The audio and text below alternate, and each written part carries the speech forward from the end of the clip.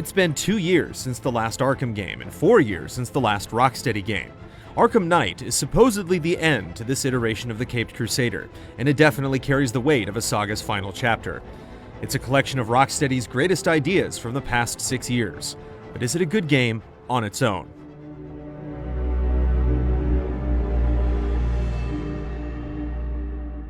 Arkham Knight follows Arkham City on the timeline. Under protection from the Scarecrow, big names like Two-Face, Penguin, and Poison Ivy team up to take down Batman and the Gotham PD after the city's population is evacuated. The newest kid in town is the titular Knight, who has a serious beef with Batman. His reveal isn't as big of a deal as it could be, but the story is still full of surprises. New fans can get caught up easily on Batman lore, and old fans will find plenty of tiny details worth hunting for.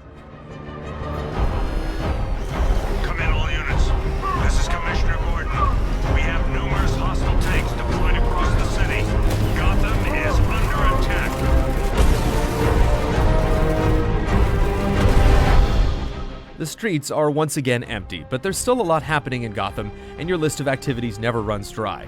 Objectives will pop up on the map if you discover them, or you can check a wheel of progress that keeps all of your errands organized, including the main storyline. Side activities can be as simple as tracking down and disabling enemy APCs at high speed, or as complex as tag teaming with Catwoman, Nightwing, or Robin, and tackling missions with multiple checkpoints. Sometimes steps are marked clearly on the map, and other times you have to comb the city for clues. Detective mode still enables you to track a map's worth of targets at once, and Batman's digital skills have been upgraded.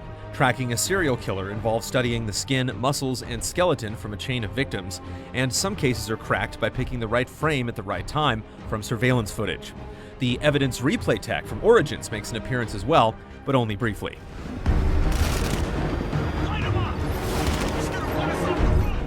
The biggest new element, literally, is the Batmobile, which has only been teased in prior Arkham games. Here, the streets are wide open. Anything not nailed down is crushed under the tank's front end, and fleeing criminals bounce off of it with a bolt of electricity.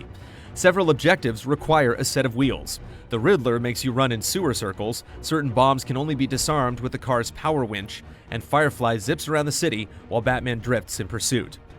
Holding the left trigger switches to battle mode, where you can manage the army of drones the Arkham Knight likes to throw at you. A few clever puzzles also utilize the car's cannon.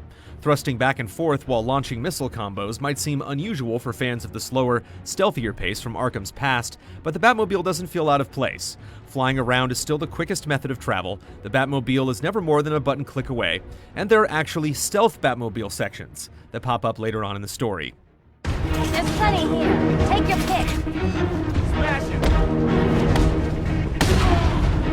Combat and stealth movement have also shifted forward in momentum. You can fling Batman higher than ever when gliding around. You can chain together grappling points to move up buildings seamlessly. You can perform takedowns immediately upon grappling to a ledge, or grapple directly into a duct, or glide kick straight through a rooftop. One of our favorite new toys is the voice recorder, which can imitate villains and send their security forces wherever you want. Some new enemy types might change the way you look at each fight. Medics will revive fallen fighters and place an electric charge on their buddies that will shock you if you hit them directly. The combat isn't incredibly challenging, and Arkham Knight overall isn't a very difficult game. Some of the drone shootouts can get a little hectic, and you can always replay specific challenges if you want to go for high scores, but you'll typically have more tools at your disposal than you'll need.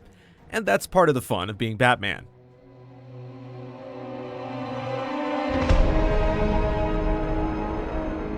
This is the first Arkham game on current-gen consoles, and it certainly dresses the part.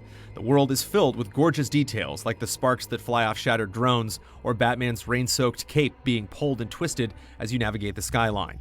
The appearance of various spots on the map will evolve over time, or change for a chapter or two.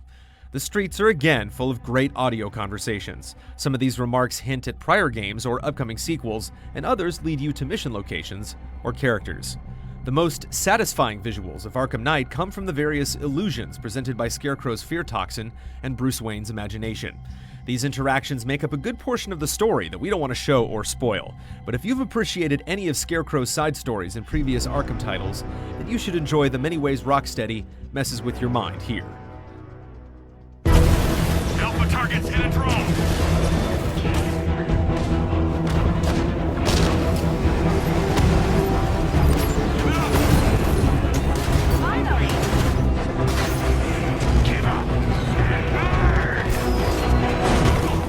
We can't tell you if Arkham Knight is indeed the end of this Batman's career, but if it is the last time Rocksteady works on the franchise, they've ended their era with a bang.